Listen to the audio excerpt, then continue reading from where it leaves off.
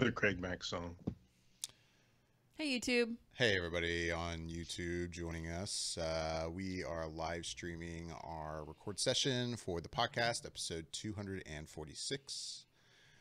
So if you're joining us after the stream and you're wondering, wait, I didn't know about a stream. You guys didn't talk about doing a live stream. It's because we haven't talked about it. We're still basically beta testing this. Yeah. But we're almost to the point that we'll start actually making this public that we do this. So look out for that. We will probably be live streaming every episode when we do them, on hopefully one on the weekends and one in the middle of the week, like we are doing this, as it is Wednesday. I'm David Lott. This is Michelle right here next to me, Michelle Hillard. It's Wednesday, Pie Day. It is Pie Day. We have got Bobby and Yasha out in California. What's up, guys? Hey, what's up? Hey guys, hey. The Cali crew is in the house. I didn't know it was Pie What's Day. up? What's that all about? I knew it was Hump Day, but You didn't know it was what's Pie Day? What's Oh that? my gosh! Yeah. It's March 14th. What is the square root of pi? I mean, I 314. get that it's March 14th, but I didn't know that was associated with Pie Day. 3.14. 3.14, man. 3.14. Oh, Pie. That kind of pie. No, I knew that. I was thinking of food. But it's turned my into that. mind- But it's That turned everybody into. eats pie I on was Pie gonna Day. say, so everybody eats a pizza pie, or chicken pot pie, or No, they that get I like, didn't know. I or didn't they know get they like turned it pie into pie. Like we had apple pie. With some, I like the accent that Chicken comes pie, with chicken apple pie, pie. chicken pie. we had apple pie with some whipped cream. It was delicious. So Did you make That it? sounds amazing right now. No, I store bought that. Oh man. I can't make. I'm not good at making pies. We still never got to try that thing you were gonna make around the holidays. I don't remember if it was a cookie or a Yeah, what was cupcake that? or a I was gonna brownie. I was gonna make them cookies and the alcohol soak apricot balls, That's right. Oh. and then I was gonna mail it to them, and then Yeah. I never did. We have to convince them to come visit Oh, for the wow. holidays, I know. which is really the best time to come to Florida anyway. It is. You guys should totally come down to Florida. That would be amazing. Oh. Christmas time in Florida. during Christmas. Hey. I wouldn't mind seeing Florida. I'd like to see, Walt Disney World and all that nonsense. And I'd actually like to see Miami. Oh, Miami. I know that's not really crazy. close to you guys, but It's not the worst drive. Still It's pretty not quick far. and easy. Yeah. I mean, okay. 4 hours. But- how long a drive is it? About 4 hours or so. Yeah. Whoa. It's not horrible. That's not horrible though. I mean, like, it's crazy as it sounds. Like from Orlando to Tallahassee up in the Panhandle. That's like, That's 4 hours. I thought it was closer. Well, that was longer than that. Oh no, I've done that drive many a times. Maybe that's why you do it in 4 hours. No. The thing is, most people I knew when I was up at school there were like, "Oh man, I do this drive in 3 hours." I'm like, 3 hours? Damn. I would say 4 people hours are- is actually a more conservative Wow. estimate for Tallahassee. Right. Anyway, we digress. Anyhow, Why don't we record a podcast? Yeah, guys, Pie Day. I can't believe you're not eating pie on Pie Day. Well, yeah. Like with I said, it that. doesn't have to be like pie. It could be like chicken pot pie. It could be like chicken dumpling Chicken pie. pie, chicken pie. Mince You're meat. making me hungry. Mince We still meat gotta record, pie. Michelle. I'm just saying, you can go get a big pizza pie. You can get a big Oh, Chicago you're style killing me. pizza pie. I don't think pizza pie counts. I'm sorry. Pizza pie counts. No. Okay, 'cause- I saw at least 3, if not 4 ads today about pie discounts. Get your slice of pizza well, pie that's today. pizza places dying to be a part of Yeah, they're this. trying to jump in on, Like, on the but action. sorry, no pizza. You can't. Domino's, whoever else is doing that, no. Like it's let regular pie and the actual mathematical number of We pie gotta- have its day. we got a- Pizza can have we got another a day. pie snob over here. You're getting all like, What? I'm just this is saying. the definition We of gotta what draw pie the line is. somewhere. Pizza pie. Anyway, all right. Let's record a show, shall we? Let's do it. Let's do it. All right, here we go. It is Wednesday, March 14th, 2018, and welcome to Flicker Effect. This is episode 246. I'm David Lotz. Joining me this week is Bobby Jackson. Hey, what's up? Yasha Wilson. Hey, everyone. And Michelle Hillard. Hi, everybody. Hello. Hey, everybody. We've got some stuff to talk about today, including the first look at Fantastic Beasts, The Crimes of Grindelwald. We've got a teaser trailer for that. We've got some Star Wars live-action television news to talk about. As always, we'll be talking about some stuff we've watched this week. Let's jump right into it, shall we? Well, happy Pi Day, everybody. Yeah, Pi Day. Happy 3.14, if you will. I guess let's just jump right into it. What has everyone been watching this week? Michelle, I'm curious. You finished Westworld this week. You hadn't watched it. Right. You watched the season. At all? Well, she's been slowly watching it over the course of the past few weeks. Yeah. Okay. And I've actually been watching it with her because I've been wanting to watch it a second time. And it came up that, oh, wow, you need to finally watch this. I want to watch it again. Let's watch these together because I really want to watch this one more time. You need to see it. So, yeah, we watched all these episodes together. But, yeah, over the past few weeks, you've been watching season 1. You finished it last night. Was that last night? Was it last night? You finished it recently. I think it was last night. Why does last night seem so far away?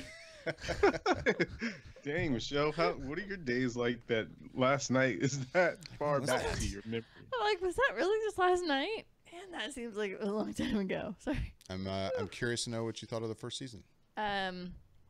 Oh, wow, you're just gonna throw me in for as a whole. I thought you were just gonna ask about the last episode. Well, I mean, you've kind of talked a little bit about, I think, that you've been watching on the show, but not really. So, I mean, overall, the first season, you've seen it. What'd you think? Yeah, I guess overall, HBO's Westworld. Yeah, I like it. I'm down. It's good stuff. I think. And no spoilers, by the way. You're not obviously not going to talk about spoilers. Just throwing that out there if anyone listening. Because I asked you to talk about this season. I don't want anyone to listen and go, wait a second. I haven't watched it yet either. They might be cramming it in before the second season starts in April. Exactly. Right. So just throwing that out there real quick. Sorry, go on. It's only my second time on the show, so, gotta make sure I know these things. Wow. I wasn't doing it for you. I was doing it for them. I'm not gonna do spoilers. Anyways, Westworld, season 1. I think the writing is really excellent, and the storyline is very intriguing, and yeah, it's sci-fi in a way, because they deal with certain. I guess it would be a spoiler, I guess, if I say something, but anyways, so yeah, no, you're giving me shit for a second. Well, it's like you almost can't talk about it if you don't talk about anything. Anyways, so yeah, it's I don't know. I think you spent a lot of the season just kind of going, where the hell are they going with this? And then you start to think, you're like, oh, I think I got this character figured out. Or you start to think, oh, I think I'm understanding what this is. They kind of twist it a little bit, and you go, oh, well, damn, that's not what I thought that was happening at all. Okay. But they wrap it up really nicely, that last episode, I think, in a tight little box. And then it's like they almost conclude this one major idea, and then they basically blow open the lid off of the next chapter of that idea, I guess is the best way to put it. It's like, oh, wow. Okay. Shit's just going to go fucking amok in season 2. All right, then. You just kind of know. You're like, wow. Okay, all bets are off now at this point. That's cool. Great. So what's going to happen in season 2? Oh, apparently just anything we want to have happen is going to be happening. Let's watch it. Which is cool. It's fine. It's good. Like, I like it. I'm like, wow, this shit's going to get crazy. We're wilding out in season 2. But no, I think, yeah, I don't know. It's hard to talk about without going to spoilers, but I think the acting is spectacular. There's some really great actors and actresses that are in it, and there's a lot of characters that there's 2 characters that I really, really enjoy a lot in that show, and yeah, watch it. Westworld. Which good. 2 characters? Yeah, which 2? And I never can say it right. Maybe. Is it Maeve, I think? Maeve. Oh, yeah. Yeah, I really like Maeve a lot. Yeah, I don't know. It's hard to explain what it is. I think her drive, the thing that really drives her, is very simplistic, and it's interesting to see what she'll do to find the answers that she wants for that. So I don't know. I find her really intriguing. I'm like, wow, she'll go there to get what she needs. You know, Right. It's like, okay. And then I really like the character of Bernard a lot too. I think it's intriguing, his backstory and the things you learn about him, and realizing how multifaceted Bernard actually is, considering he seems, starts out very kind of tame and kind of boring almost in a way, and you're like, oh wow, he really pulls out a lot of different aspects of the show and the storyline. So yeah, those are probably my two favorite ones right now. So I'm curious, and again, not gonna spoil anything, but for a lot of us, as we watched it as it aired, and I think Bobby, you and I are included in this, correct me if I'm wrong, but as anyone who reads a lot of film and television news, it was hard to get away from a lot of the theories around the show, and a lot of those theories ended up being correct. So I don't know if you can really give perspective of what it was like to watch it having not experienced any of those theories, because it's my understanding you hadn't read or heard anything. Yeah, I mean, I think even when the show was airing live, I mean, I really, because I wasn't watching it, I was kind of like, I don't really need to read about it. Like, right. I don't even need to read the conspiracy theories behind it, or what theories of where the plot's going to go, or characters' motives or histories or futures. Because I'm like, I'm not watching it. Why would I read about it? So I never did. I never listened to anything or read anything about it. And even now, as I've been watching it the past couple of weeks, I haven't had a need to go look into it, because I'm like, well, I mean, I was hammering out like one a week, one every other week. So I'm like, I don't feel the need to like figure it out via the internet. I'm going to figure it out on my own and by watching it. Like, I don't know. I kind of like the mystery. So I didn't like go at this point in time, since it's been on, I didn't go searching for things on Reddit or on Twitter or anything about it. Right, but that's not what I mean. I mean, did you find that there was a lot of stuff that you were like, oh yeah, duh, like, of course that was the case? Or were you like more, did you experience it more as it was revealed in the show? That's when you basically figured it out. I don't know. I feel like there was definitely like a lot of stuff where I was kind of theorizing that it was going to happen, and I was like, yeah, and eventually it would show up in like the next episode. I was like, okay, I'm right on that. But there was probably two things that I was like, oh, wow, didn't see that coming. Okay. Wow, that was look at that, But yeah, I would figure it out like as the episode would play on. So there's probably, yeah, I would say three things actually that really were kind of like, oh damn, look at that. Hey now. Yeah. But otherwise, I mean, I knew I would say, honestly, like, I think the biggest aspect to Bernard's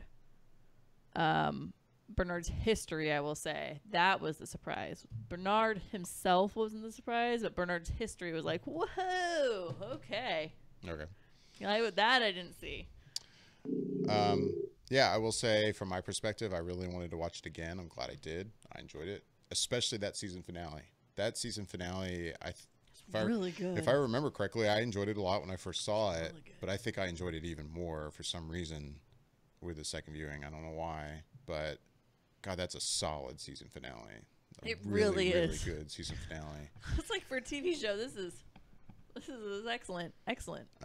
Especially for a show like this when it's in its first season, and you kind of feel like, especially coming off a show like Game of Thrones, as great as Game of Thrones is, a lot of times the season finales are just basically another episode leading into the next episode.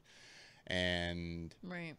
And, you might feel like, oh, Westworld would be the same kind of thing. You're going to end this first season and be like, oh, man, it's just a lot of more questions and no answers. But the season finale, yeah, it definitely is leading into much more. But it is a solid, good ending to one kind of arc.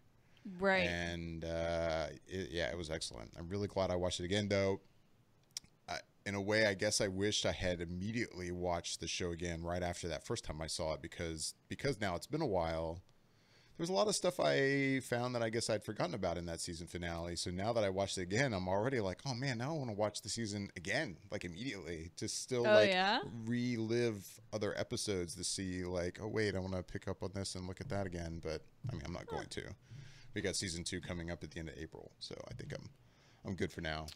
Well, in between that, and then you've got other stuff that you need to watch. I got some things, but whatever. But no, Westworld. You guys are really excellent. Killing me with this because I really didn't like the show. So I was going to go to you next, Yasha, because you haven't finished this season, though, right? How far did you make it into the first season? I think I'm like an episode or 2 away from like the season finale. So, and that's fair. You said that you've watched. You said you've watched like 7 or 8 of them, right? I will give that to you. That's fair. What's that? Yeah, I feel like you said you finished episode 7 for sure, and you weren't sure if you'd watched 8 or not. Yeah, dude, you got to finish it up. Like, even up to episode 7, like I was never like to the point where there was a couple of like holy crap or that was really cool, moments for me. But even watching it for the most part, I was sitting there and I'm like, I'm not entirely sold on committing to this show. Like it felt all over the place. It felt like I was missing something almost every single time that I started watching a new episode. It's like they picked up in a different place and I just wasn't following it. So I'm going to give it another shot because you guys are singing so many praises. And David, if you can take the time to watch this a second time, but not some of the other shows that you're supposed to be watching, then I will go ahead and do my best to try and get through this all the way from start to finish. And I mean that in all due respect, because it's like I know your time is valuable, and I know you have a lot going on. So it's like that, and I'm serious with it. It's like if you can take the time to watch this a second time, but you don't want to take the time to watch some of the other stuff that we've talked about, then I will go ahead and do my best to try and watch this. And I think I said on this show, like there was a point I remember watching that first season. It was like episode 3 or 4. It was early in the season. I remember saying, and I feel like a lot of people at that time were saying, like, I don't know what to make of this show because it seems like we don't know what's happening. And I think you and I we had a specific agreeing conversation on that. Like I was with you, Yasha. Yeah. Like at the time I was like, I don't know about this because I don't know what's going on. But I stayed with it and it got a lot better for me. And like I said, that season finale was excellent. And then now knowing what I know and rewatching it again, every episode seems fascinating now.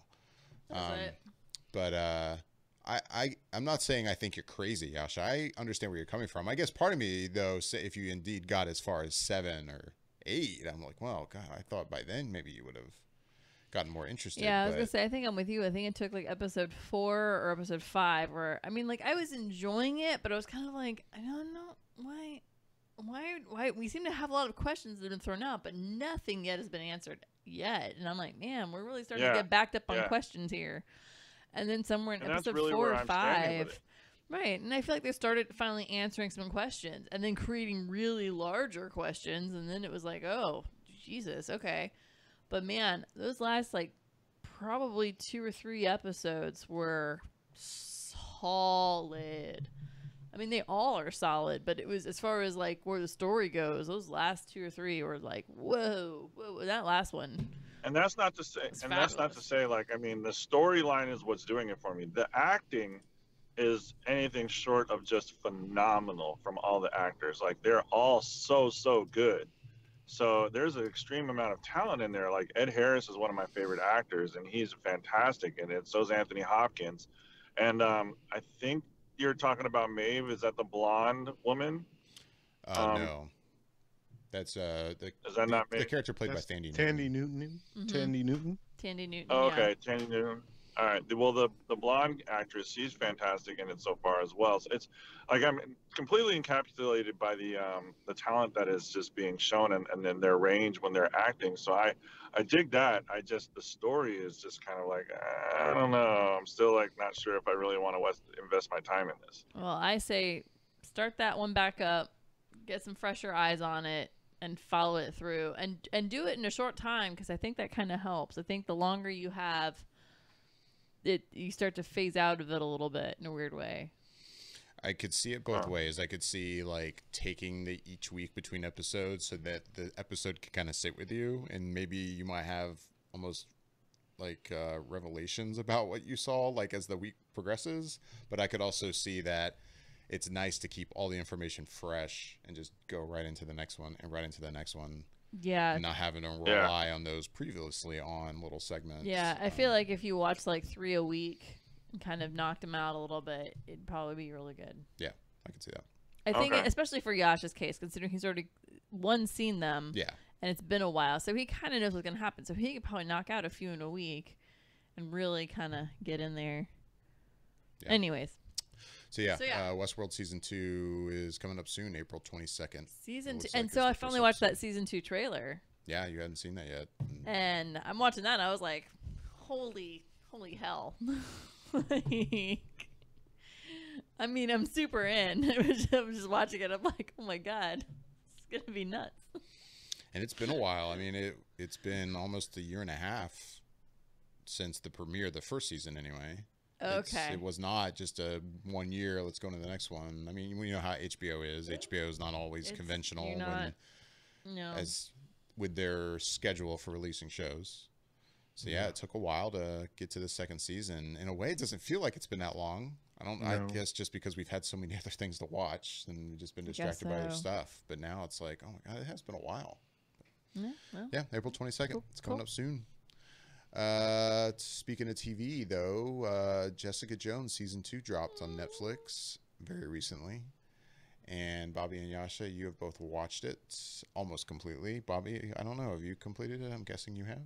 No, I haven't. No. I think Yasha's further than me, so he might have a better handle on it than I do. But yeah, I'm well, I mean, I'm not far off. I'm 10 episodes in, so I've just got 3 left. Oh, you're almost done. Well, how is it, guys? Yasha, why don't you start us off? Tough. You sound like you were right near the finish line. How is it so far? I am right at the finish line. I have like maybe 10 or 15 minutes left in episode, I think 13 is it? If it's 13 episodes, as far as I can tell.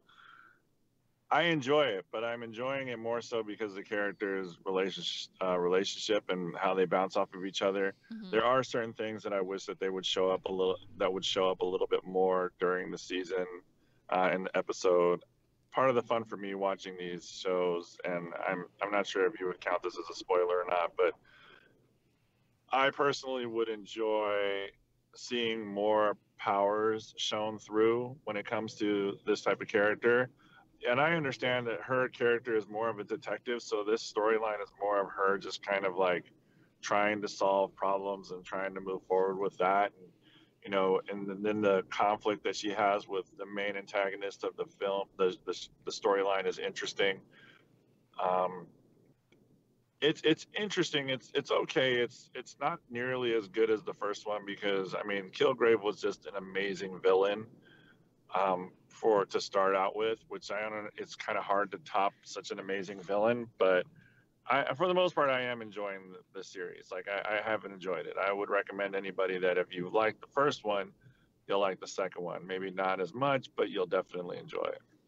I've kind of heard that it's a big kind of like, not an homage, but this one's really big on like friendships and connections and building like almost a sisterhood with her best friend, like them having just a ridiculously strong connection throughout this one. And I'm like, well, they had a big strong one in the last one, like how much stronger can this get? And apparently it's just I feel like it's more I mean, I didn't mean to cut you off there, Michelle, but it's like I feel like it's it more tests the boundaries of that relationship, and it kind of forms new alliances throughout the storyline. So it's like, this is something that I've always found really interesting when it comes to especially like sitcoms, and they have a really big cast when it comes to sitcoms. Like if you watch The Big Bang Theory, they have so many different personalities that they developed and they've, nurtured and basically introduced to the audience. And what's cool about it is like having so many different personalities on there, you can pair them off into different storylines and have almost as the script write itself, because you have these different personalities and characters that kind of, have the means to either develop a relationship and or have, or have a relationship break down because, you're doing that type of thing. And that's really what I feel like I'm getting with this one from the Jessica Jones plot line, is that there are so many different relationships that are going on. Some are tested, some are forged, some are, solidified. And it's really interesting to kind of see how that bounces around and pulls at Jessica and her world when it comes kind of tumbling down and then building back up in a way. Interesting. So, Bobby, what are you thinking about it so far? Well, I wish I could sum it up as well as Yasha, but I feel pretty conflicted about this second season because on one hand, it feels very so if a turtle and a sloth had like an amalgam of a baby, I think it would still move a little bit faster than this season of Jessica Jones is moving. Wow. It's very methodically slow with the pacing. And sometimes I'll judge these Netflix shows based on how good would it be if you had to wait a week to see the next episode, and how much of it plays into the fact that because you can binge it, you can be able to get through certain things. Right. And an episode, which is typically like 50 minutes or an hour or whatever, in this season, it seems like a lot of nothing is going on for a lot of the episode, and then something happens, and then the next episode comes, and then there's a lot of nothing. And I don't know, it's not. And the stuff that does happen, it's damn depressive.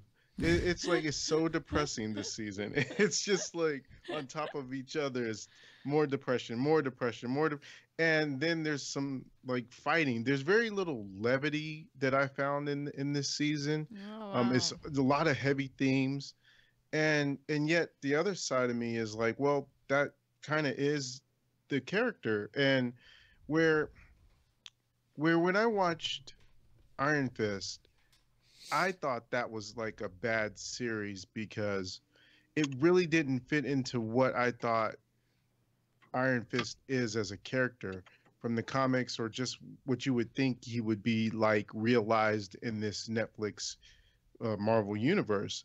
Whereas with Jessica Jones, it feels like a character. It feels like what she would have been doing in the comics in terms of very dark and heavy themes. And so I don't think it's bad. It's just that there's a level to it that seems sort of boring. And I think some of that ties into what Yasha was saying, as far as him saying he would have liked there to be more sort of action, some superhero type things. And there isn't that really. I mean, it's there, but it's not in a level in which it's, you would say, action packed, or it livens up what you see. There's no great fight scenes you can point to, or anything that really feels like it's making the story feel like a superhero show. But on the other hand, it's kind of what I do like about it, is that it does stand itself out from everything else because of the themes it's talking about, and because of a lot of what's going on in this season isn't something you would typically see in any comic book movie or TV show that's come before it previously. So there's themes and aspects I like about it. It's just that I guess I wish there was more a level of superheroics going on in it that's missing from it. But ultimately, what I think that still keeps me compelled to watch it is that I do enjoy the interactions between these characters I've gotten to know from season one and have carried over into season two. Getting to see those interactions with these characters and see how they change and grow is part of the process of these going from next season to next season, and seeing that development is still what makes me enjoy it on a level. Even though I said everything I'd said about it, it's still, there's some sort of level of enjoyment that I'm getting from it. And a lot of that comes from those connections and the way the characters are and how they interact together. And that's why I'm so conflicted about it, because it's it's a step down in terms of what the first season provided, especially when you have such a awesome character like Kilgrave and what David Tennant did with that character, and then you go to this season and it's missing that component, and it you can tell, and it loses something because of it. But that the fact that you still get to see a second season of these characters and see more of them is still important to me, and I like that fact. But it's just that I guess I was hoping for something a little bit more from this second season. Well, and you know what? With all that said, that Bobby just said, it's still better than Iron Fist. Yeah. Yeah. And that's the frustrating thing for me. Like, I mean, you were just talking. It's like, I mean, I use your sentence that you've said, before, and when I tell people all the time, I was like, Iron Fist is watching a kung fu show without any kung fu for like the first half of the show, for the first half of the season. And it's just like, he kind of does a little thing here and there and stuff like that, but you don't see any of it. Yeah. Now, and it's like what Bobby said is absolutely right. I mean, that's just how I feel about the show as well. It's just, you sum it up and it's like, the relationship's building, but it's like there's no real action. I mean, in the first season, there was a mixture of a great villain, great relationships being built up and destroyed, and plenty of action to like kind of showcase what this person's talents are and what she can do. And, it's just, we don't really get that in this season. Like, it's just something's missing, and it's not great. It's okay, and it's worth the watch to continue the storyline of what I feel Jessica Jones is, and Kristen Ritter is fantastic. She still does a really good job, and so does her sister and her little assistant and whatnot. They all very good, talented actors, but it's still missing in story and plot points, in my opinion. So, Michelle, you've been, I know, kind of bumming out that you haven't picked up on this yet. I haven't watched it yet this week. So sad. Briefly, listening to Bobby and Yasha talk about it, are you like a little more hesitant? Are you still like, no, I'm going to try to watch this as soon as possible? I wouldn't say that I'm more hesitant. I still really, really watch it because I really enjoy Jessica Jones quite a lot. I think, I totally get what they're saying, and I could see it being this way. I feel like the way her character left off in Defenders was that, she didn't ask for this. I realize none of them really asked for this, but she really didn't ask for just having this ability. And I think she wants to try to live a normal life, but she's like also acknowledging the fact that that's just never going to happen. And she's scarred, Luke Cage got tortured, and stuff, and he has issues. Jessica's really got issues, she's got issues from childhood, and God, just what Kilgrave did to her. That was a hell of a mind job right there. That should be enough to screw anybody up for a while. So she's fighting a lot of demons a lot of the time, and she's not doing well with it. And so she's not per se the most chipper person. And so I could see that it would be more of a serious tone and or slightly depressing tone in certain aspects. But I don't know. I think at the core of it, when it comes to her character, she's a good person, and she does want to help people. She hates admitting it, but she wants to help people. And it's like, it's just a part of who she is. So I like kind of seeing that constant back and forth of herself in the show. And I like watching, like the guys are saying, the interactions between her friends that she's developed, her little family that she has. And I would actually beg to differ, Michelle, just a little bit. I don't know if she necessarily wants to help people. I think she's just more interested in not letting bad people do bad things. Like, she just doesn't want to be bothered with it. She just doesn't want to see the wrong thing done, if that makes sense. Like, she, as far as like the private investigating and stuff like that. Yeah, no, I'm with you. I'm with you on that. I can agree with that. Yeah. Because with the private detective work, she's not necessarily helping people with that. She's just trying to pay her way because she doesn't like to work for people. and it's more of just the sleazy work of like, let me investigate, cheating spouses type of thing. And she just kind of gets thrown into these, circumstances where she ends up helping people, but it's like, in my opinion, I don't think she necessarily wants to and or actively seeks out to try and help people. Well, what I'm saying is not that she's actively seeking out to help. I think she's, at the end of the day, like, she feels good knowing that she's helped somebody or she has saved somebody. Like, she hates admitting it to herself. Fair. Like, I guess the best example being in the first season, where she takes Kilgrave to the house and the father's got the wife and the kids locked up and he's getting ready to kill them all. And that kind of goes down, and she's trying to get Kilgrave to understand, like, this is what it's like to just selflessly do something. And he's like, this is what this feeling is? And she's like, yeah, yeah, you do this, and that dude's messed up and whatever, and we help save the everybody's lives. You feel pretty good about it, but don't just swim in it forever. And so it was kind of an interesting scene, because it's like she does help people, and I think she does like the feeling, but she doesn't actively seek it out in any way. Like, it just kind of stumbles into her lap, and when she does, she's like, wow, okay, cool. And then she's like, yeah, all right, back to being depressed. Like, it's just this like thing. So I don't know, it's like a fleeting feeling that she gets. Anyways, she's an interesting character. Well, yeah, she is. That's why she's a good watch. Yeah. So yeah, Jessica Jones season 2 is on Netflix right now. Like every other Netflix show, you can watch the whole season right now. It all dumps at once. Next up for Marvel on Netflix is the second season of Luke Cage, which is coming up pretty soon in June. I think that's June 22nd.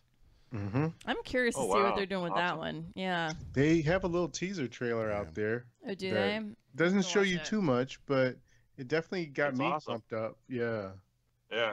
It's awesome. It's an awesome little teaser. It's like, oh, hell yeah. Yeah.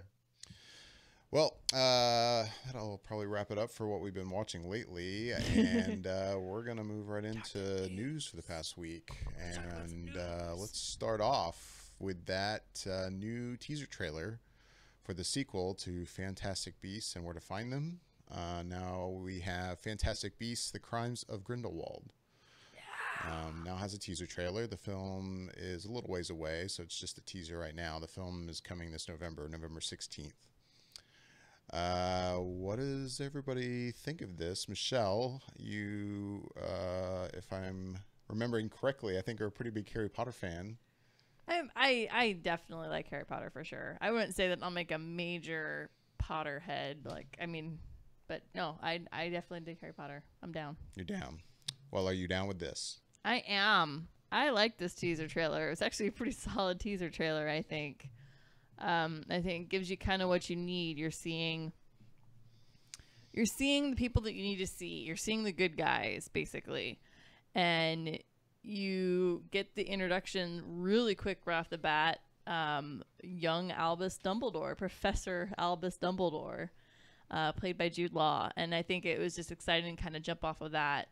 But it's nice because this one, I think this movie could be a lot different than the first one. I think this is going to evoke a lot more of what people were saying was missing from the first one, which was magic and kind of this feeling that they had when they would watch the first ones. And I think because this one clearly is taking place in the UK during certain scenes, because it starts out with a big shot of Hogwarts. So immediately, like, anybody who's a big Potter person is like, they get all the warm fuzzies inside. They're like, oh, look, it's home, and so they're in the UK, and then apparently at some point they're going to shift over to Paris, and where the main focus of the whole film is going to be taking place. So yeah, I think between getting to see, you see Newt, you see Albus Dumbledore, and then you start to see the Americans from the first film are jumping in, Tina and Goldie, and I can't think of the other character's name. The guy, anywho. So I don't know. I liked it. I thought it gave me all the warm fuzzies. It kind of gave me what I needed, which was the good guys are going in after the bad guy who apparently has escaped. Like, even if you don't know what's happening, you get the gist of what's happening, I think, for this film. But, for me, it was kind of like the little things, like seeing, I think, Lena Lestrange really quick, who we only saw in a photograph in the first movie, and that's Newt's girl that he apparently has feelings for. But then as you continue to watch the trailer, there's this moment where it looks like Newt's getting ready to like get down and do some serious magic, and he's joined by this man next to him, which is actually his brother, and his brother is actually with Lena Lestrange. So it's kind of this whole like, it'll be interesting to see how that kind of plays out, because I know that he and Lena are really good friends, or at least they used to be good friends, and he apparently has feelings for her. So is it Leela or Leela? Leda. Leda Lestrange, that's it. So yeah, I don't know. I feel like it's interesting. Like, I was surprised to see the character of Credence in there, but it looks like it's gonna have a lot of stuff going on. Looks like you're gonna see some creatures. You're gonna see some stuff in what appears to be a circus, so that could be interesting. And then yeah, apparently you're gonna get some Grindelwald, and you're gonna get some magic, sorcery, fighting. You're getting glimpses of little things here and there, and it all kind of adds up to, this looks good. Like this has a great Harry Potter feeling to it for me, so I'm excited. So yeah, sounds like you're in. Yasha, I cannot remember if you were a fan of the first movie, Fantastic Beasts, or not, but this one, does this sell you on the sequel or not? Oh hell yeah, I did like the first one, and it's kind of funny to hear. I didn't really hear that what Michelle said, whether people were complaining that there wasn't enough magic. I thought it did what I felt like it was supposed to. We saw lots of creatures. We saw lots of creature interaction. I just felt like it was a build-up for the story, because there's supposed to be several of these. So I'm just like, okay, this is interesting. I'm all in. Like, I mean, Michelle summed it up for me. Like, I like the Harry Potter world. I love the world of the wizarding world of Harry Potter. I love all that. It's a lot of fun. We were actually talking about it today at work. I think it's a really, really cool idea. And I like the idea that with this storyline, we don't necessarily have to go in blind and expect them to learn the lesson that they're going to use that'll actually somehow fit into the story, and they'll bring that to, that'll be the main focus of their magic that they've learned for this this storyline.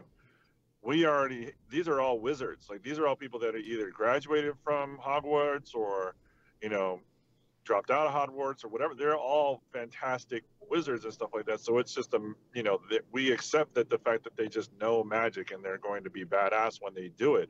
I'm excited to see what happens and how it goes forward. I'm not a fan of how they made Johnny Depp look. I think it's kind of over the top and a little bit unnecessary, but hey, you being a fan of how Johnny Depp made himself look, probably. I doubt. Yeah. He probably chose that look. I wouldn't be surprised. I mean, because he is kind of over the top, and he is a little bit out there when it comes to his characters. And that being said, I mean, I still enjoy Depp's work. I'll support him. Like, I like to watch his movies because I think he's a fantastic actor. So I'm interested to see what kind of character he brings forth with this Grindelwald. And I think Jude Law is a fantastic actor. So I'm excited to see him play Dumbledore, because it's just a few lines that he had in it. It felt so poised and so together, and I'm just like, yeah, dude, let's get here. I'm ready to watch it. Like, I'm gonna watch the shit out of this movie, and it's just like, it looks so much fun. Like, the world itself, just the way that they dress and everything like that. I understand that it takes place years ago, but it's like the way that they dress and everything. It's all so cool. Like, I just think it's so much fun, and this world that she's created is. J.K. Rowling's the shit. I mean, let's just say it. She's just awesome. Like, we love you, J.K. You're the best. Yeah, I think it's just fantastic. I think her talents are just, the fact that she's writing these and, focusing on writing the stories and creating them. And it's like, giving people essentially what they want. Let's give people what they want. They want a little bit more world of Harry Potter. Well, let's talk about something that they actually haven't seen yet. Let's focus on, Dumbledore, and let's take it a step back and talk about some of the trials and tribulations that he had. And let's take just a little subplot of like one little token of the story of Harry Potter and make it into a whole damn series. And it's just like, wow, like, bravo, lady, bravo. Now, Bobby, I do remember that you weren't a big fan of the first film. Please correct me if I'm wrong. But are you more sold on this after watching the teaser? Well, yeah. In a nutshell, this trailer to me looked more exciting than the first trailer and the movie of the first first Fantastic Beasts looked to me, I guess, I don't know, from a production standpoint, this trailer seemed to pop a little bit more to me. It just looked like they spent more money on the effects and just the visual look of it. Um, I'm still not completely sold on the story of it all, I guess.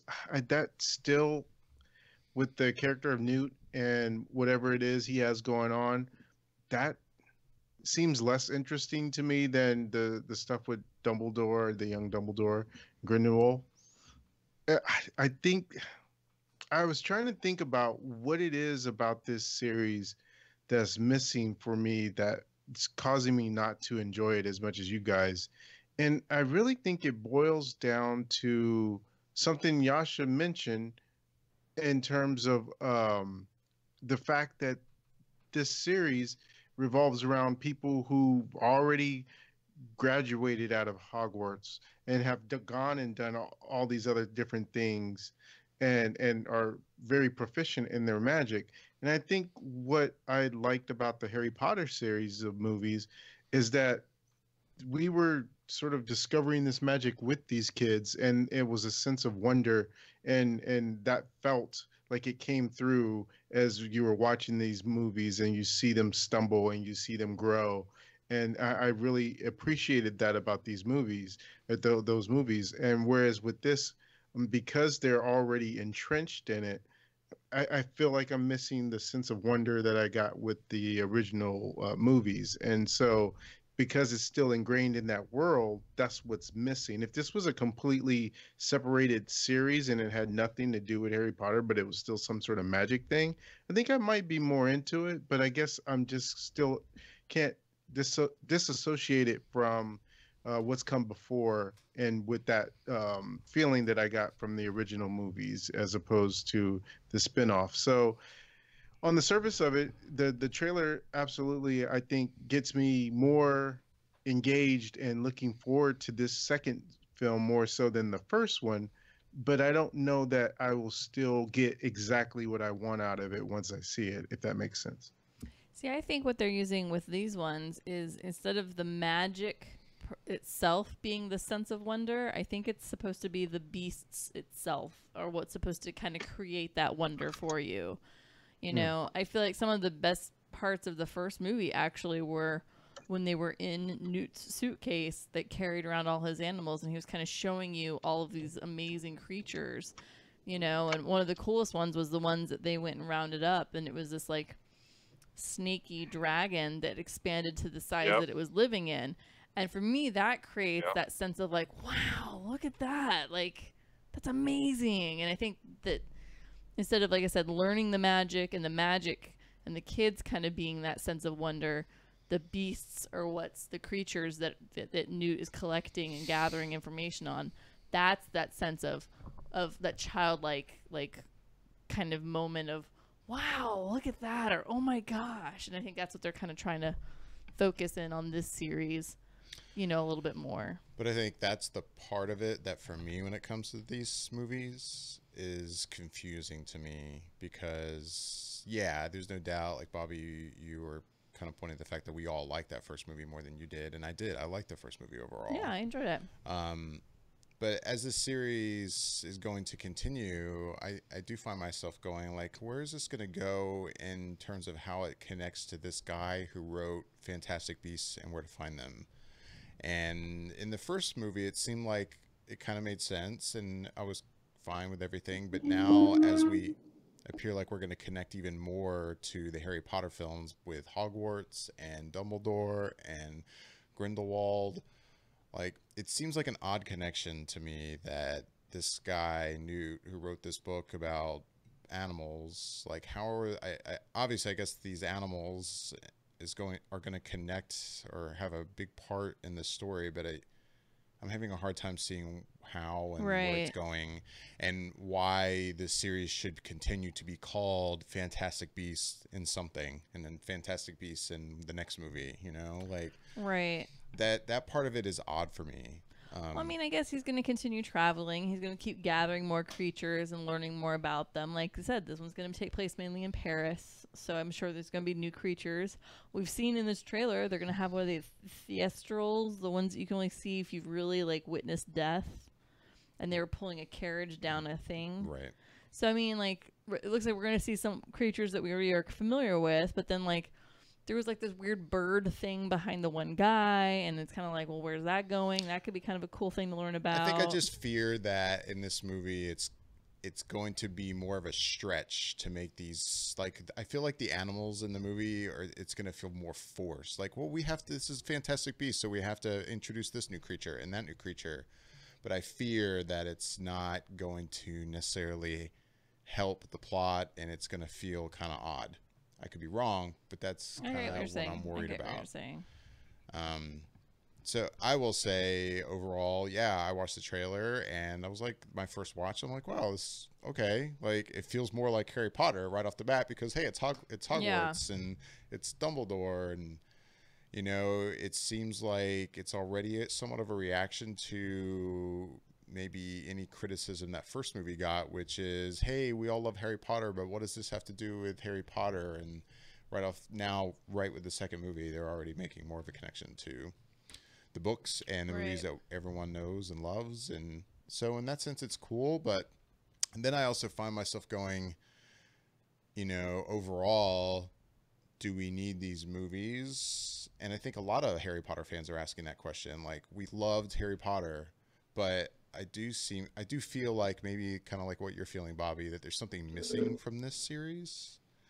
Like, it's almost like, in a way, how I felt about how much I love Lord of the Rings, but the Hobbit films were just like, yeah, it's the same world and everything, but do I really need this? It's not the same. It's just not capturing the magic for me. And this, I fear, is kind of the same way. But I mean, I'm saying this having not seen the second movie yet. But I don't know. It's just kind of, I fear that with these movies, they're going to be all said and done, and it's going to feel like, I could have done without all of them. As much as I like the first movie, overall, I like the first movie. I've only seen it one time. Been meaning to watch it a second time. Remind me again, how many are there supposed to be? That's the other thing that kind of irritates me. That there's supposed to be 5 of these.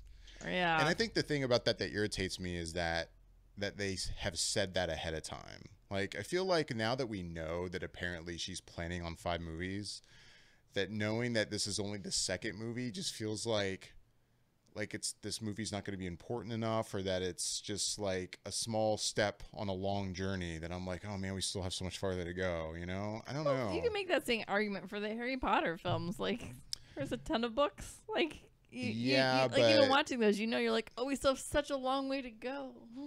Yeah, but at the same time, least you knew that roadmap was already in place. Those books were pretty much there already.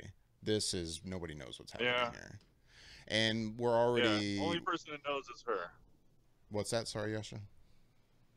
The only person that knows is her. Right. What's going on. I don't know. It feels different. I get what you're saying, Michelle, but I don't feel like that's the same here. I just don't. Like, I think because, again, we had a roadmap basically for those first movies, and we were also like growing up with them each year. It made more sense to me. This is like, okay, like, are we going to have, I guess, 3 more movies, is it? Or is it 4 more movies that are like going to continue to tell the story leading up to, like, you know, Grindelwald and leading up to Voldemort or something? Like, I mean, I would assume so, because Grindelwald's whole thing is about purebloods being the only thing in the wizarding world, and anything other than that isn't worthy, which is basically also Voldemort's whole thing. Right. You know, and so obviously Grindelwald has some impact on Tom Riddle in a way that's what he gets that, and he wants to continue that on and carry that on. So I mean, they've said even in the first ones, like, you know, basically the worst wizards in all of wizardry history have basically been Voldemort and Grindelwald. Like, so you're getting the other big bad guy, and he's the big bad guy that spurred on the biggest bad guy. The other thing is too is, I think Jude Law is a fantastic actor. I like him a lot. I'm looking forward to seeing his portrayal of Dumbledore. But I will say, like, just from this teaser trailer, none of these shots, it's kind of like with the Han Solo thing and the Solo film. There's nothing about his portrayal that feels like Dumbledore. That's hilarious. I was just about to make the exact opposite argument. Like, not at all for I me. feel like the way he responds to the one guy's question, like, if you close your eyes, I'm like, I feel like it's exactly the way Dumbledore would deliver that. Like, it's a very pleasant answer on the surface, but it really cuts you down and it makes you feel like crap and makes you feel like you're an idiot, but yet it's not that insulting, but it is. Right. Like, and I feel like that's how he delivered it. I was like, it felt very, I was like, oh, he delivered that line so well. Like, I was like, that was exactly the way I would presume Dumbledore would say that. I guess I feel like I'm willing to cut them a little bit of a break there, just because Dumbledore, by the time we see him in Harry Potter, he's so old. And so you could see how a younger version would probably be almost a completely different person in a way, because he's gone through so much from the time that he's young to by the time he gets very old and wise. So I guess I'm not as looking too deeply into Jude Law's portrayal of a young Dumbledore, just because he could have been completely different as a younger person that he grows into. So I'm not too concerned yet in terms of his portrayal. I wouldn't say I'm concerned yet either, and I completely agree with you, Bobby, like when it comes to the age difference. Yeah, I'm just saying I feel like I'm going to be looking for something, like just some type of like even that line that you're saying you get that connection, Michelle. I didn't get that from the delivery of that line. So like maybe if I did, that would be the thing. Like, but for me, that particular line, nothing about that delivery felt like Dumbledore. But I have a feeling when we see the whole movie, I will. I'm not really worried about it. I'm curious to see it, because if I don't, then I will be like, oh man, come on, like. Because even it's funny in the marketing material, that one aspect of the marketing material where his beard seems slightly longer, but in the trailer it doesn't seem long. It seems very short. Yeah. Yeah, I was gonna say, I think like looking at the one poster, I'm with you. Like, I feel like it looks thicker and it looks a little bit longer, but then when I'm seeing it on screen, it doesn't look that way at all. Right, and I know that's a minor stupid thing, but right. Again, this is a much younger Dumbledore, and I think we're actually gonna see probably, and like I'm saying, I feel like he delivered that line with some sharp wit, but also seemed very nice and genuine when he answered it in a way. I feel like you're going to get a Dumbledore that might not hold his tongue as eloquently as an older Dumbledore would. Right. Yeah, that's fair. If I were to guess, because he's extremely smart and quick-witted, and he will, Dumbledore's quick to cut you down, and I can see him being a little bit more. I don't want to say cocky per se, but I can probably say cocky in a way. Like, I feel like he's not gonna hold back his thoughts or opinions as much as an older Dumbledore does, because he always knows how to play the field, because he sees more than just a line of sight. He sees the entire playing field when he's older. But I think when he's younger, he might not have that quite big of viewpoint. Right. It'll be interesting to watch. So yeah, Fantastic Beasts: The Crimes of Grindelwald comes November 16th, and I'm sure we'll be seeing a lot more from the movie before then. Moving on to news that dropped about a week ago. It was last Thursday. We haven't had a chance to talk about the fact that Jon Favreau has been tapped as a writer and executive producer on the upcoming Star Wars live-action series for Disney's upcoming streaming service, whatever that is going to be called. I don't even know if it has a name yet. I don't think that streaming service is due to come until 2019, if I'm remembering correctly. So Kathleen Kennedy put out a statement. She said, "I couldn't be more excited about Jon coming on board to produce and write for the new direct-to-consumer platform. Jon brings the perfect mix of producing and writing talent, combining with a fluency in the Star Wars universe. This series will allow Jon the chance to work with a diverse group of writers and directors and give Lucasfilm the opportunity to build a robust talent base." It was interesting the day they chose to make this announcement, considering how much people have been saying and looking forward to Disney and Lucasfilm maybe hiring someone for a directing role or a producing role that is not a white male. They chose International Women's Day to make this announcement, which I think was just a very unfortunate, kind of misstep on their part. Because overall, I don't think anyone is upset the fact that Jon Favreau has been tapped to do this. No. It was just kind of an odd day to pick. Do it. What, Bobby? Do you disagree? Are you not happy about Jon Favreau? Well, no. In terms of what you said overall you haven't seen a lot of people not happy with Jon Favreau's hiring. I have not. And it feels like I've seen at least a decent amount on Twitter and throughout the online and podcast community, enough of a conversation that seems to be, I wouldn't quite say a backlash against Jon Favreau, but it just seems to be tipping towards what you said in the beginning of another white male, director hired to do this another Star Wars thing on the heels of having Benioff and Weiss announced, and then on the heels of having Rian Johnson having his own solo thing. So, and then you add to it, as you said, the announcement being made on National Women's Day. I did sense a decent amount of a disturbance in the force when it was announced. Well, no, but that's my point. I'm saying that I don't think anyone was reacting to the fact of Jon Favreau himself as a person, no matter his sexuality or race. That's what I mean. But absolutely, like, what I am saying is that I think there was a lot of talk about the fact that, like, whoa, guys, you picked this day to make this announcement, and, Jon Favreau is great, but, like, come on. We couldn't have.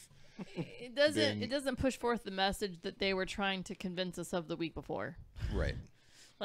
But that's not backing that up. I mean, it's not bad. It's just more or less like you're saying one thing one week, and the next week you make this announcement on Women's Day. It kind of makes you go, okay. But to be fair, and I get that it's a little bit of a bad look on their part.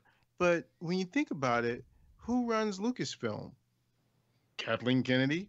And so I'm sure she would have had some level of input into when this would have gotten announced. So if she seemed to be okay with it, I don't know.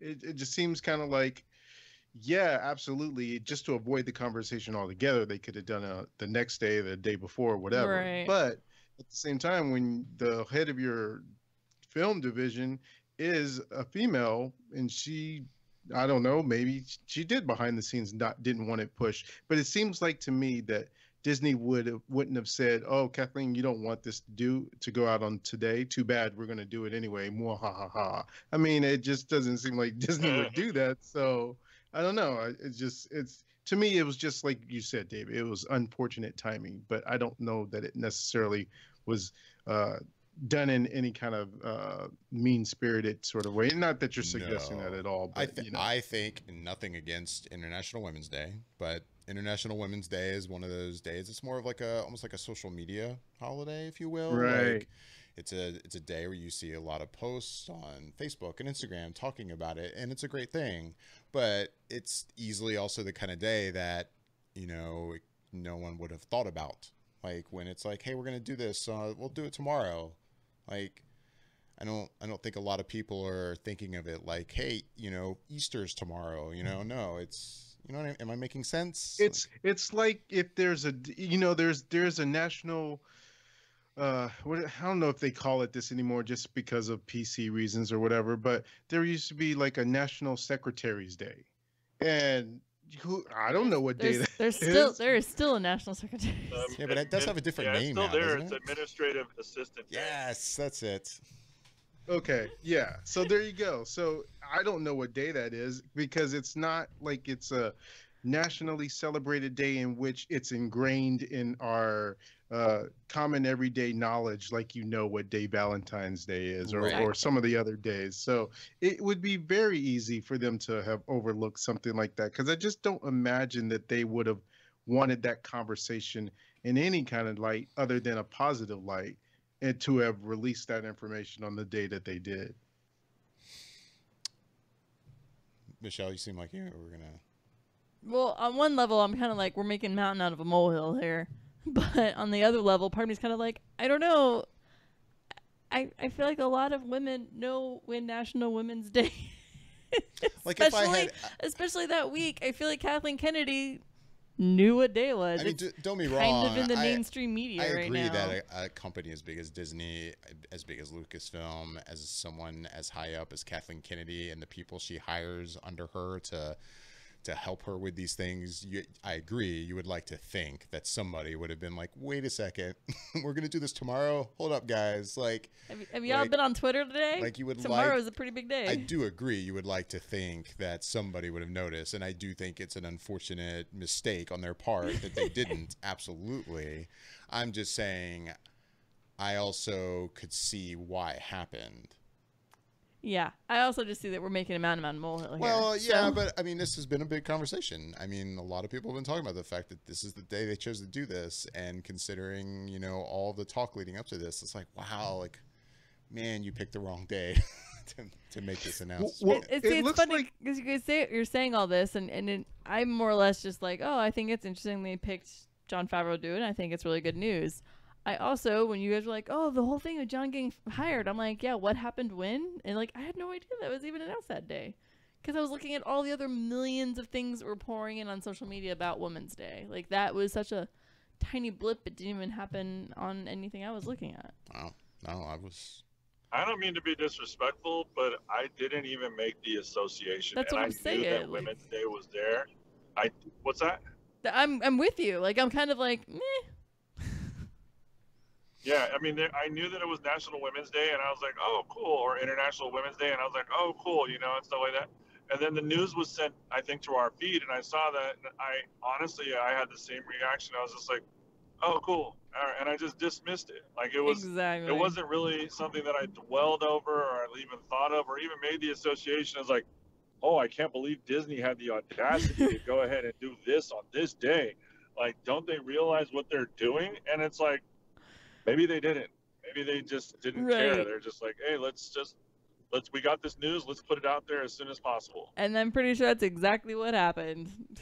You have to figure, right? Because I think at the same time, if you think about it, I'm not keeping super track of everything, but if you want to break it down, that's like 2 strikes in a row, because one, they missed this on National Women's Day, and then before that, they overlooked the fact that their posters were hijacked off of somebody for Solo. Their posters were copied off of someone else's work for doing that music. So they obviously have no oversight committee or something that's like looking deeply into these things, that they're missing these sort of, I don't know, big enough things that people in other outlets or places are noticing.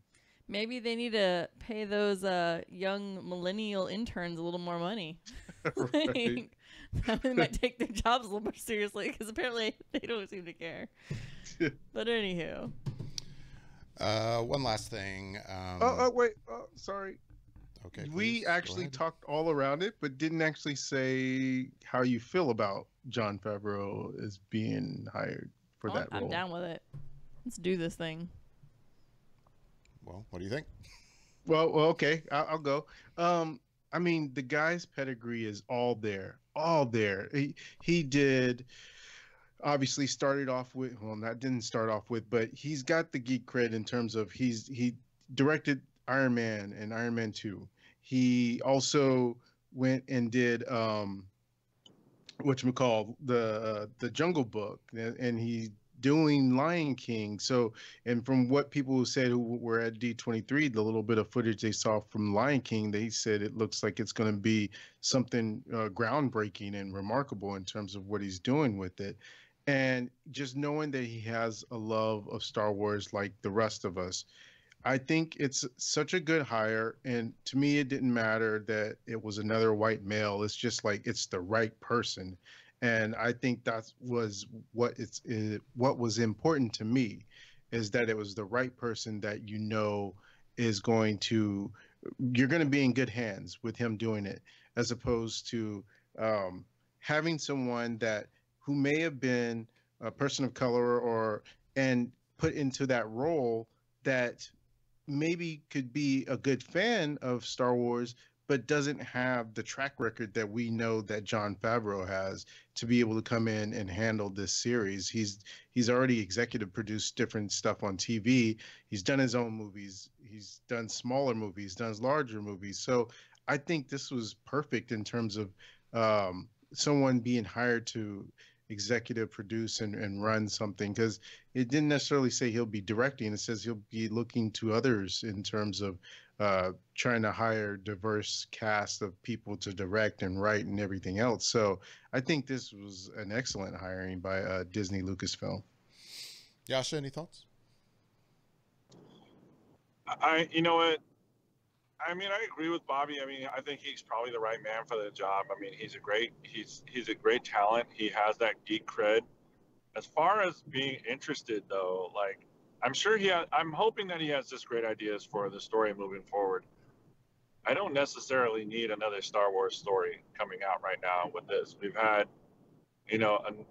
what is it, Rogue One, then we had The Last Jedi, or, the past 3 Star Wars movies, and now we have Han Solo that's coming out. Like, I'm not necessarily sold on the idea that we actually need a series released on a, streaming platform. It's I'll give it a shot, but I'm not necessarily sold on or completely in with the idea of like, yeah, man, I'm so hyped and ready to watch this. I'm just like, oh, okay, cool. Some more Star Wars. Like, I feel like they're kind of flooding the market just because it is so bankable, and they're doing such a good job with the bankable properties that they have. And I don't mean just to say that it's like everything is like, oh, totally needs to be sold and, we're buying it. I mean, just as far as like producing it and getting it out there, they're really trying to make sure that they streamline everything into Star Wars and making sure, down to a damn Star Wars land at Disneyland. It's just kind of like, okay, like, I feel like it's getting a little oversaturated for me, if that makes sense. But at the same time, I'm still kind of interested to see what this story is going to have, because there's a lot of things, in my opinion, that we need to have. We need to have a great villain. We need to be able to get attached to the new hero and like really be interested in what's going on with them. And we need to have the Force.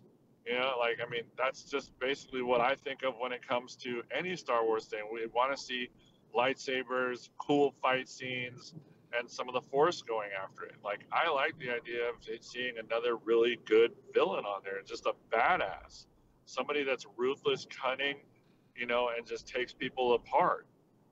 I mean, are we going to get that in the series? Like, I'm interested, but I'm not completely like gun-ho, excited about it. Like, if they released this, said, Jon Favreau's going, just signed on to direct Iron Man 4, and he talked Robert Downey Jr. into doing it, I would have been like, oh hell yeah, I'm all in. That would get me excited, because I enjoyed the Iron Man movies, even down to the third one, which was a little corny and campy. I still thought it was fun. But I'm with Bobby. He's like, he started this. I mean, at least that's how I look at it. I mean, he helped launch this Marvel Universe empire that we're now watching and enjoying, and get to see the culmination of in, what, 48 weeks, 43, 45 weeks now? Yeah. Like, or 45 days, I'm sorry. It's like, this is exciting.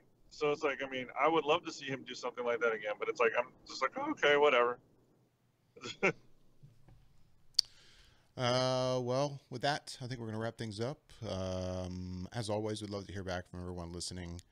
You can email us at feedback@flickereffect.com with your questions or comments. You can find us on Facebook at facebook.com/flickereffect, on Instagram with the same name, and on Twitter at flicker_effect. I'm David Lott. I'm Bobby Jackson. Nah, I'm Michelle. I'm Yasha Wilson. I'm totally jumping in front of Yasha. Oh, man. Did you forget about me, Michelle? I'm Yasha Wilson. And I'm Michelle Lillard. Thanks for listening. I'm so sorry, Yasha. What was that? I don't know. Oh, it's okay. That's a first. I don't know. I guess I missed one session in a while, and all of a sudden I just don't matter anymore, apparently. Cool. I'm so sorry, Yasha. No, it's all good. Don't even stress. I thought it was funny. It adds character to the show. Yeah. Well, YouTube got to see my face turn bright red, so you know it's cool. Oh, nice. Oh, I'll go back and watch that. Did you turn red, Michelle? No, I would not do that. I'm not embarrassed at all. All right. Well, we're gonna say goodnight to YouTube. Well, before you go, real quick, David, did I miss it? But did you say whether or not you liked the hiring? I thought I had said it early on. Yeah, I probably missed it. I didn't catch it. Yeah, I think it's a solid pick. I mean, how can you argue with it? Is my opinion. So, yeah. All right. Cool. All right. Well, alrighty. You guys are soldiers. It's 10 o'clock out there, so respect to you. Yeah. Yeah, it's late enough. Yeah, I'm gonna try and knock out the rest of this Jessica Jones tonight, hopefully. Oh, Jessica Jones. Yeah, I'm gonna try to finish the last 10 minutes of it too. Cool. All right. Well, good night, everybody. Well, you guys are awesome. All right. You guys are awesome. You talked to me my entire drive. I'm just about to pull up at home. Nice.